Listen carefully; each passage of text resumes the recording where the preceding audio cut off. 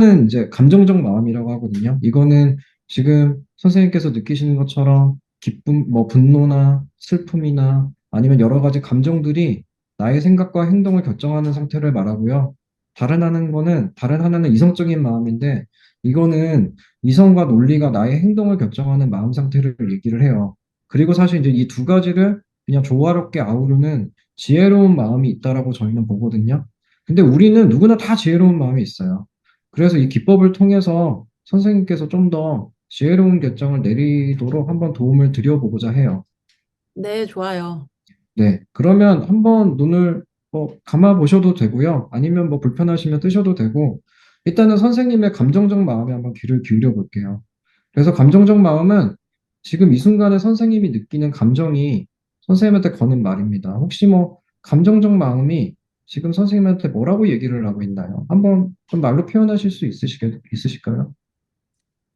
아, 남편한테 너무 화가 나서 이혼하고 싶어요. 근데 좀 무섭고 두렵기도 해요. 남편하고 정이 들었고 아이들한테는 또 잘하니까 '이혼하고 나서 내가 후회하는 건 아닐까.' 이런 두려움이 들기도 하고요. 아이들도 상처받을까 봐 좀 걱정되고요. 그렇죠. 그러니까 사실은 쉽지 않죠. 화가 나서 당연히 이혼하고 싶으실 텐데, 동시에 또 어떻게 할지 잘 모르겠고, 무섭고, 후회하고, 뭐 두려우시죠. 그러면 지금은 뭐 어떤 감정들이 좀 느껴지세요? 아, 화나고 배신감이 느껴지고 두렵고 불안하네요. 네, 좋습니다. 그럼 이제 한번 이성적인 마음으로 넘어가 볼게요. 이성적인 마음은 이제 감정은 좀 내려두고요. 이제까지 있었던 남편과 나와 있었던 객관적인 팩트만 보는 거예요. 이제까지 있었던 사실만. 혹시 이성적인 마음은 좀 어떤 이야기를 좀 하고 있을까요? 5 번이나 바람핀 걸 봤으면은 저 이제 진짜 할 만큼 한 것 같아요. 솔직히 말해서 이 남편이 바람피는 버릇을 고칠 것 같진 않거든요. 이제까지 어차피 돈도 제가 벌었으니까 뭐 헤어진다고 해도 경제적으로 크게 바뀌는 것도 없어요.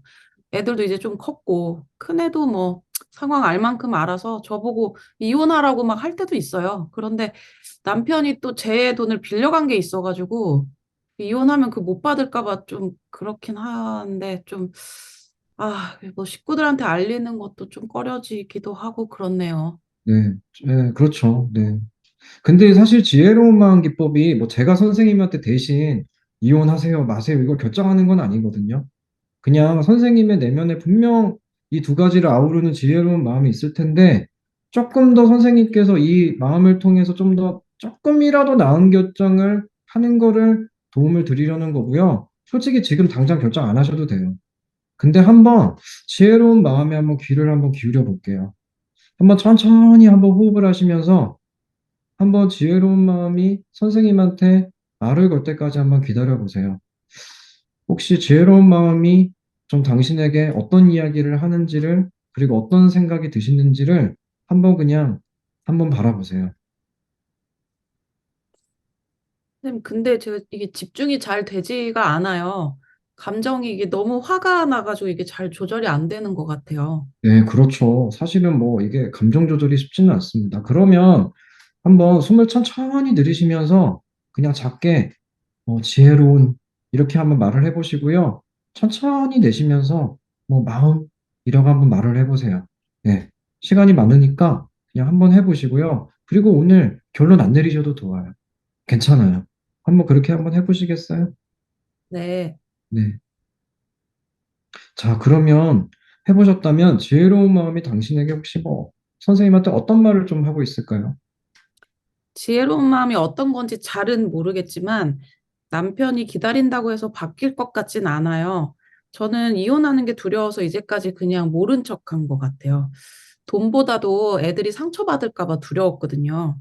근데 그러기에는 지금 제가 너무 고통스럽고요. 힘들고 남편한테 화도 많이 나고요.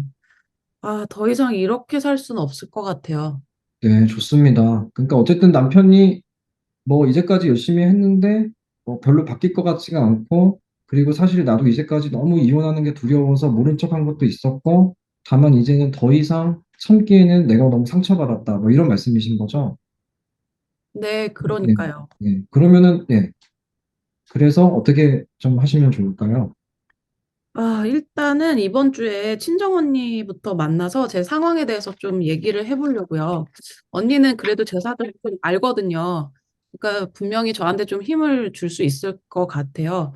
친정 식구들 좀 만나서 제 상황에 대해서 얘기를 해보고, 그리고 우리 첫째한테도 미리 좀 얘기를 해야 될 것 같아요.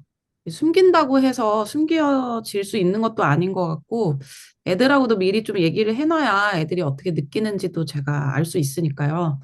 이제는 매번 지금까지는 매번 숨기기만 했는데, 이제는 좀 그러고 싶지 않다는 생각도 들어요.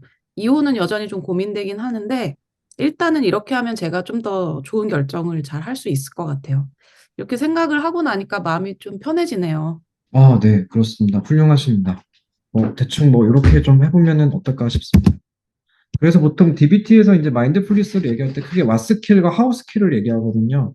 그래서 왓스킬은 주로 마음 챙김을 무엇을 연습을 할 것인가. 그래서 일단은 대표적인 게 첫 번째는 관찰하기랑 묘사하기가 있습니다. 그래서 관찰하기는 그냥 집중할 대상을 그냥 감각 수준에서 그냥 알아차리는 겁니다. 그래서 사실은 아직은 말로 표현하지 않고 그냥 지켜보는 겁니다. 그래서 대상은 호흡을 포함한 모든 감각적인 영역, 그러니까 생각도 될 수 있고, 감정도 될 수 있고요. 그리고 생각과 감정을 붙잡거나 밀어두지 않고 그냥 있는 그대로 그냥 두는 겁니다. 그리고 묘사하기는 이제 내가 관찰한 경험을 말로 이제 이제 말로 표현을 하는, 말로 묘사를 하는 건데, 중요한 거는 그 관찰한 것만 묘사하고 판단과 해석을 하지 않는 겁니다. 이게 좀 사실 어렵습니다. 그러니까 예를 들면 아름다운 파란새가 날아간다라고 한다면 파란새가 날아간다라고만 이야기를 하는 겁니다. 왜냐하면 아름다움은 결과적으로 제가 판단을 하는 거기 때문에 사실 DBT에서의 그 디스크라이브에서는 이제 묘사하기에서는 비판단적으로 이제 보통은 묘사를 하라고 이야기를 하는데 저희가 사실 거의 대부분은 판단에 절여져 있기 때문에 그러기가 좀 쉽지는 않지만 일단은 판단하지 않고 그냥 있는 그대로라고 얘기를 합니다. 그래서 해석이나 판단은 생각으로 묘사가 가능하다. 예를 들면 파란새가 날아가는데 나는 저 새가 아름답다고 생각하는 거라고 이야기를 할 수 있어요. 왜냐면은 그거는 내가 지금 느끼고 있는 판단이니까요. 그래서 감정 경험에도 사용이 가능은 합니다. 그러면 이거를 왜 하는 것인가?